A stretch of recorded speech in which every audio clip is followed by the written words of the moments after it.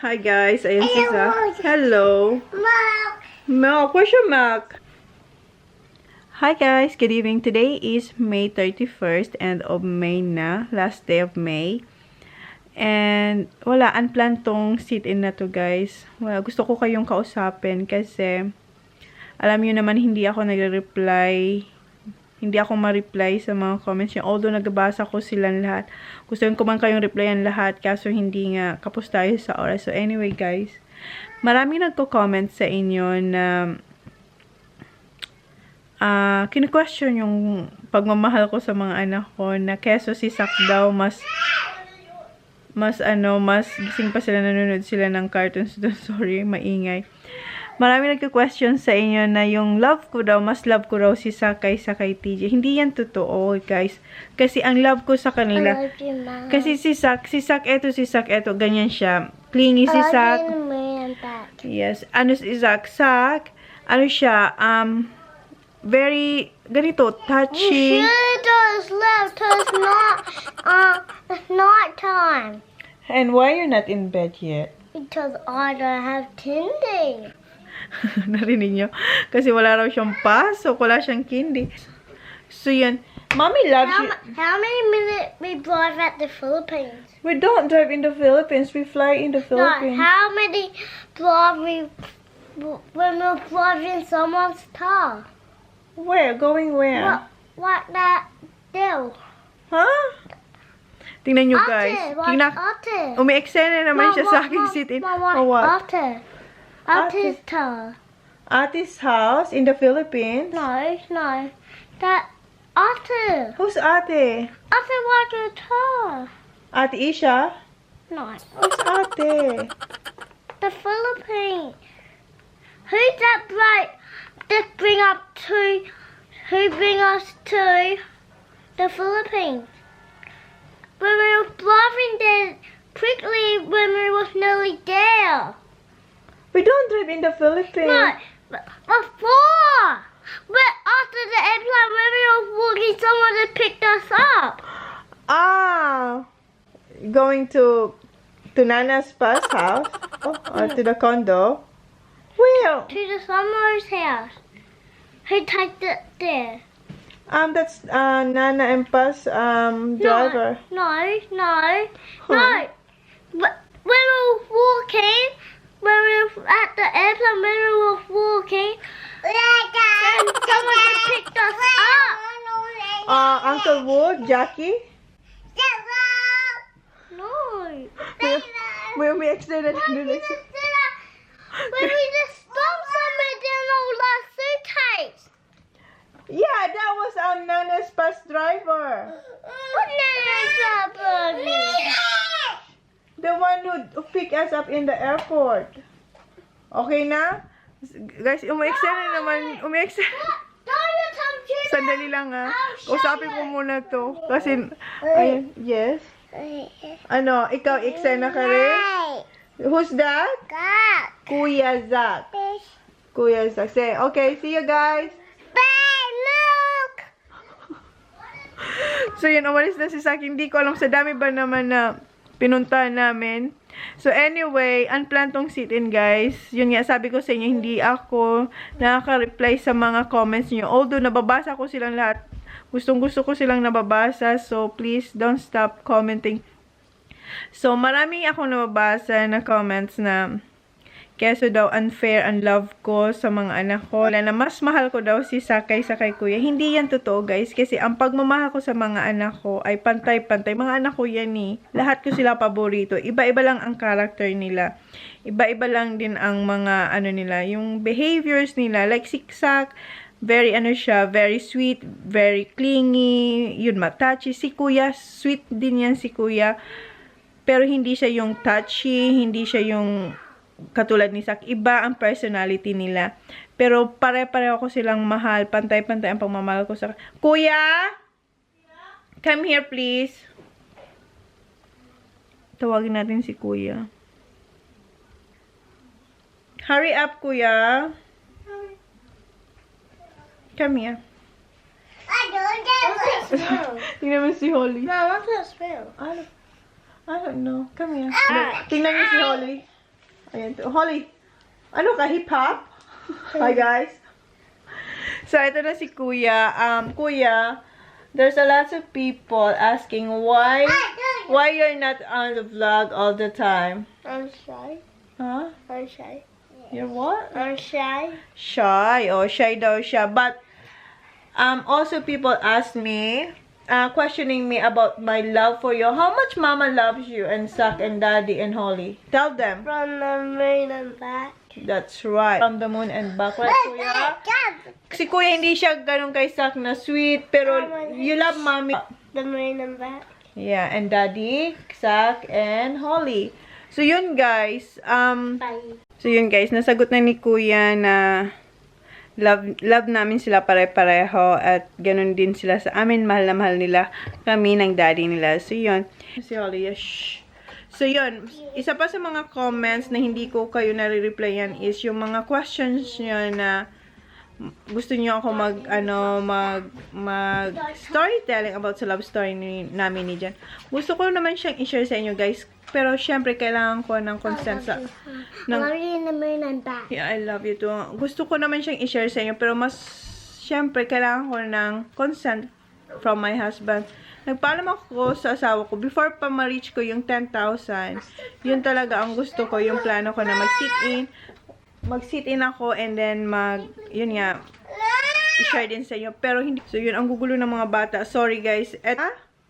Okay, catch. Okay, come on. I-change ko na. Siya lang kumukuha ng napi niya. Ay.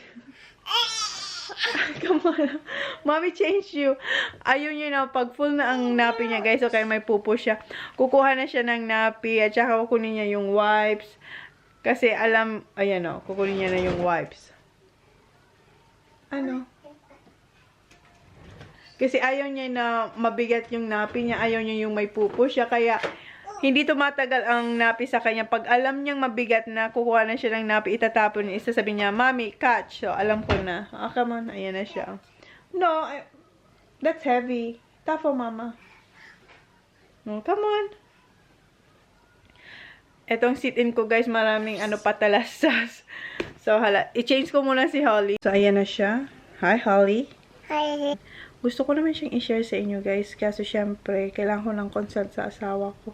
Nagpaalam ako sa kanya, hindi niya ako pinayagan na i-share ito sa inyo. Kasi, privacy daw namin yon. So, hindi ko siya pinilit muna kasi, nung bago pa ako magpaalam sa kanya, napagsabihan niya na ako na, na hindi ka ba natatakot dyan sa ginagawa mo na pinapakita mo kung saan tayo nagpupunta.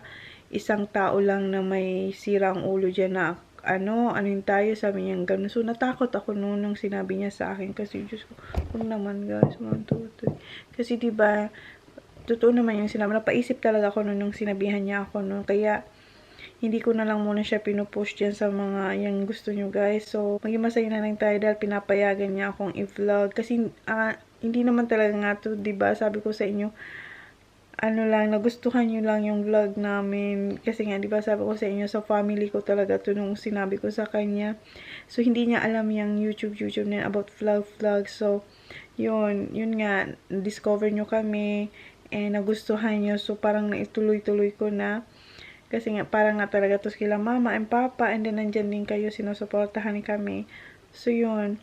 So, nung nalaman ng kaibigan nyo talaga guys, yung may parang nagsabi nung sa asawa ko. Kaya, sinabihan niya din ako kasi napaisip din siya. Tapos, ako din napaisip na, o nga, tapos baka ako masisi, yung parang ganun. Natakot din ako. Kaya, nung nagpaalam ako, nung sinabi niya, no, that's our privacy, na hindi mo naman kailangan i-broadcast yung natin. Kaya, hindi ko na muna guys pinilit kasi, napagsabihan na ako yung una. So, one at a time. Malay mo, one day, hindi pa naman ako nagsasabing hindi ko sa inyo isi-share. Muna natin si Habi, yung parang, kasi parang feeling niya, siya yung, hindi siya sanay sa ganito, at saka yung mga kaibigan niya, kasi nasi-search nila kami, guys, kasi yung anak niya, nanonood din. So, syempre, nagsabi si Sak, madaldal, you can watch me on YouTube, yung gano'n. So, yun, sinearch niya yung pangalan namin. So, yun, nakita nila marami na rin kaming viewers. So, yun, lang yung, parang, naging concern lang din naman yung kaibigan niya sa amin. So na, bakit hindi daw, ba't daw ganun ganyan. Tapos sabi ko naman kay Jan, hindi ko naman ina-upload agad-agad yung mga vlogs natin kung saan tayo pumupunta. Sabi ko hindi naman nila malalaman. At saka guys, ang mga viewers ko naman nandyan sa Philippines. Mahal ang pamasahe papunta dito. So yun sabi ko sa kanya. Sabi niya, don't make fun of it, sabi niya. Tapos sabi niya, hindi. Sabi niya, malaki ang kasi marami siya napapanood na mga, yun nga, yung sa YouTube, yung ewan ko, yung magbaril-baril, mga ganun na, so natakot din ako, kaya, sana wag na muna natin siyang i-push dyan sa love story namin. Maging masaya na lang muna tayo dahil pinayagan tayong i-vlog natin yung mga bata kasama ko. So, yun guys, and yung bahay na nakikita nyo sa Bicol, yung malaking bahay guys, hindi po yun sa amin. Pero nakasanla po yun sa amin na sobrang tagal na. As in, matagal na siyang nakasangla sa amin. And hindi po yung tinitira nila mama kasi sobrang laki niya. And may muda doon. So, yung bahay na yun, natitirahan lang yung pag umuwi kami ng Bicol. And ang ginagawa lang ni mama is linilipat niya yung mga furnitures niya tsaka yung ibang appliances doon sa malaking bahay. Then lumilipat din sila sa aming kasama namin. So doon kami nakatira pag umuwi kami ng Bicol. Hanggat hindi pa siya nakukuha sa amin. So yun. Tapos ang ginagawa ni mama, pag umuwi ka ng Australia, bumabalik na sila doon sa bahay namin. Ang bahay namin guys is etong bahay namin. Along the road siya na marami na siyang pinagdaanan na widening. I think twice or thrice na siya na widening. Lagi siyang na-chop-chop as in chop-chop na talagang ipaparenovate mo halos buong bahay. So ilang beses na siya na-renovate. So ngayon nga pag uwi namin, mayroon na naman na road work. So yun. Kaya hindi na muna yun namin pinapaayos din na bahay kasi gusto namin matapos na lahat ng doon sa kalsada and planuhan. So, and mag-ipon ng pera para paayos ulit yon. So, yun guys. Kasi sila mama, hindi nila yun susukuan na kasi hindi na nila susukuan tong bahay namin. Ayaw nilang umalis talaga kasi dati bumili na kami ng lote, hindi rin binenta rin kasi hindi gusto pa rin nila doon. Kami din hindi rin kasi mas, diba, parang memories mo doon lahat. So, papaayos lang yun one day. And, doon pa rin kami. And, meron pa akong sasabihin sa inyo. Sorry to disappoint you, ha. Hindi ko alam kung paano ko to sisimulan sa totoo lang. Pero, gusto ko lang yung malaman din kasi, alam niyo naman hindi ako nag-reply lagi sa mga comments niyo. So, at least dito masabi ko na sa inyo. At para meron na rin kayong sagot sa mga tanong nyo. Sandali lang. So, yun nga guys. Hindi na kayo magkaibigan ni Ann Pares. Pero, one thing for sure, hindi ko siya inaway. Hindi ako nakipag-away. Tinuldukan ko lang yung friendship namin kasi meron lang na mga bagay na hindi pwedeng ipilit. At meron ding mga bagay na kahit anong gusto mong ayusin, hindi pwede. Kasi, wala. Hindi pwede ipilit. So, yun. Totoong minahal ko siya. Lahat naman ng naging kaibigan ko, minamahal ko. Kaya kung pwede lang sana naayos. Pero hindi. Gusto ko lang gumising sa umaga na magaan ang pakiramdam. Yun lang. So, sana wag nyo siyang i-judge. Wag nyo akong i-judge. Sana intindihin nyo na lang, ha? Sorry to disappoint you. Alam kong hindi to maganda para sa inyo kasi alam kong mahal nyo kami pareho. Mahalin nyo pa rin kami pareho, guys. Nagbago lang, hindi na kami magkaibigan. Pero, meron lang na bagay na hindi kami pwede. So, yun na lang. Sorry, ako lang talaga ayoko lang kasi na umiiwas lang ako sa basta basta yun, mas okay na yun. Mas okay na yung ganito. Kasi ako talaga isang kaibigan na hindi mo pwedeng diktahan kung sinong i-close kong kaibigan. Hindi, kasi iba naman ang pagtingin mo, iba naman ang pagtingin ko. Hindi tayo pareho, pero mahal ko kayo pare-pareho. And, syempre, hindi ko makakalimutan yung ginawa niyang surprise sa akin doon sa Victor Harbor. Iti-treasure ko yun na sinurprise niya ako doon kasi yung moment na yun, sobrang saya ko and sobrang saya namin pareho. Yun nga lang, hanggang doon na lang yun. Hindi ko pa siya na-upload, pero i-upload ko rin siya one day pag natapos ko na tong mga pending kong ibang mga vlogs. I-upload ko pa rin siya. So yeah, I'm still thankful sa kanya sa ginawa niyang yun kasi isa yun sa pinakamasaya kong birthday. So yun, sana respetuhin nyo na lang, ha? Sorry sa inyo. Pero sana wag nyo kaming i-judge, wag nyo bigyan ng malang issue. Hindi naman, meron lang talaga hindi pwedeng ipilit. Yun lang, yun intindi nyo ako. Oo, masakit siya, pero magiging okay din ang lahat. So yun, basta hindi ako nakipag-away, hindi ko siya inaway. Walang ganun, guys. Huwag kayong mag-isip na ganun. Meron lang mga bagay na hindi talaga pwedeng ipilit. Yun lang yun. Sorry kung napanood kayong ganito ngayon dito sa channel ko. Gusto ko lang maging honest sa inyo para hindi naman kayo maging clueless kung bakit ganito, ganyan. Lagi kayo nagtatanong tapos hindi naman ako nakakapag-reply sa inyo. So at least dito nasabi ko na sa inyo. So at least nasagot ko na yung mga tanong nyo yan. So, yun guys. Good night.